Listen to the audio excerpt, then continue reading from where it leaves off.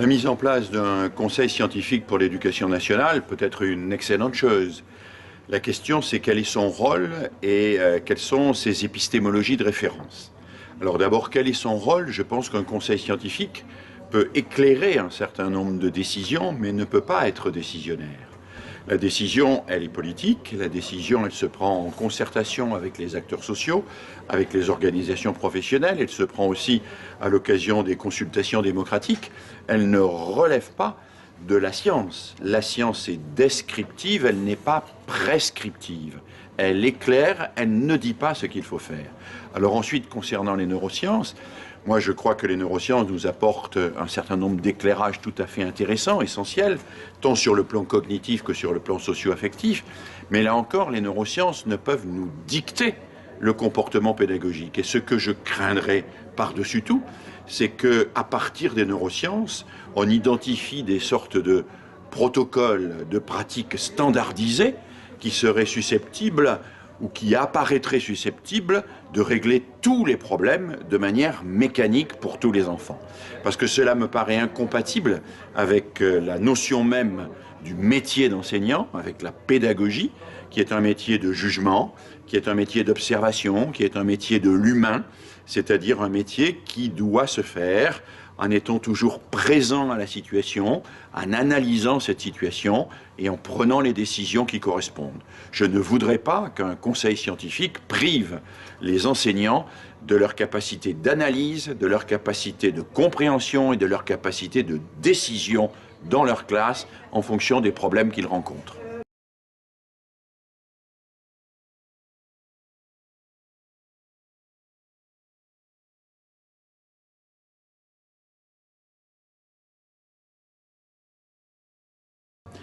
Alors dans un premier temps, il faut souligner l'importance qu'il y a à utiliser l'expression le droit à l'éducation pour tous, et non pas l'égalité des chances.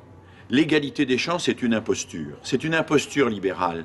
Ça consiste à mettre sur la même ligne de départ des enfants qui sont dans des situations d'inégalité familiale, sociale, personnelle, en raison des accidents de la vie qu'ils ont subis, de les mettre sur la même ligne, de tirer un coup de feu et de dire « vous avez tous la chance d'arriver au bout ».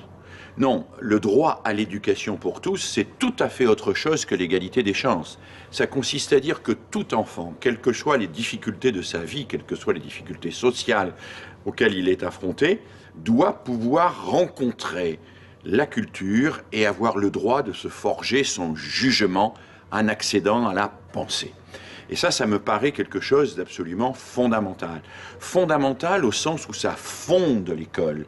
Ça fonde le projet de l'école de la République avant même ce qui serait la formation professionnelle, avant même ce qui serait l'efficacité d'une sorte de garderie sociétale qui permettrait aux adultes de vaquer à leurs occupations pendant que leurs enfants seraient gardés à bas prix.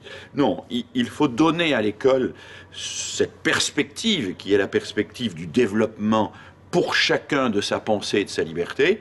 Et ça veut dire que les programmes, d'une part, les pratiques, d'autre part, l'organisation des institutions, enfin, sont au service, de par leur structure, leur organisation et leur méthode, de l'émergence de la liberté, de la pensée et de la solidarité.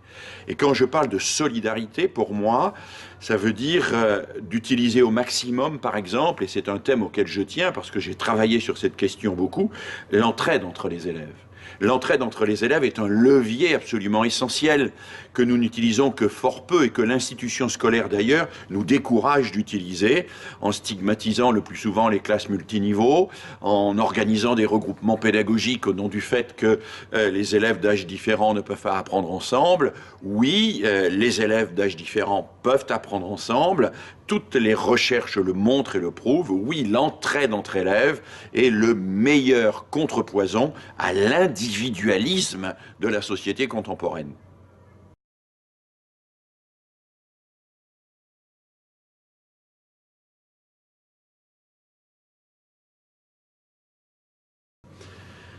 Tout dépend quel sens nous donnons à ce mot de fondamentaux. Si le mot fondamentaux renvoie à ce que nous cherchons à former réellement, c'est-à-dire un sujet libre et émancipé capable de comprendre le monde, oui, il faut se recentrer sur les fondamentaux. Si les fondamentaux sont simplement énoncés en termes de savoir-faire, de compétences, alors là, on peut s'inquiéter. Parce que ces savoir-faire sont souvent des savoir-faire sociaux qui ont été appris dans la famille, savoir se tenir tranquille, savoir assumer une position d'élève en ne se faisant pas trop remarquer quand on s'ennuie en classe, ou bien ce sont des compétences mécaniques, reproductrices, qui ne perçoivent pas ou qui ne permettent pas de percevoir le sens profond de ce que l'on fait.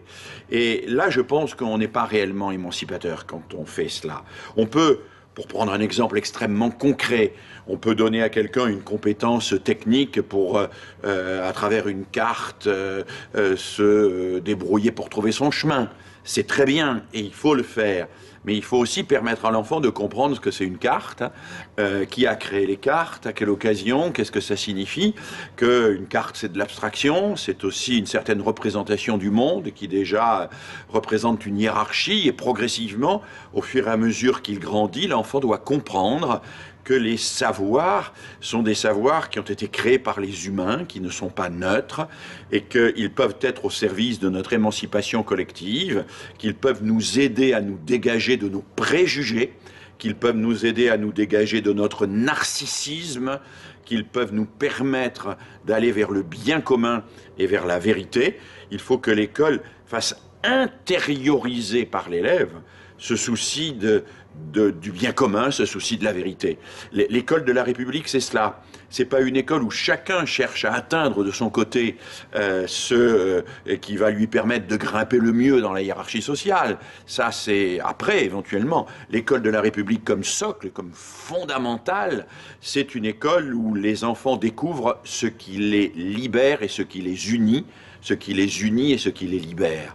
Être unis, c'est-à-dire savoir que ce qui nous ressemble est plus important que ce qui nous sépare, et être libéré de toutes les emprises, qu'elles soient publicitaires, commerciales, idéologiques ou religieuses.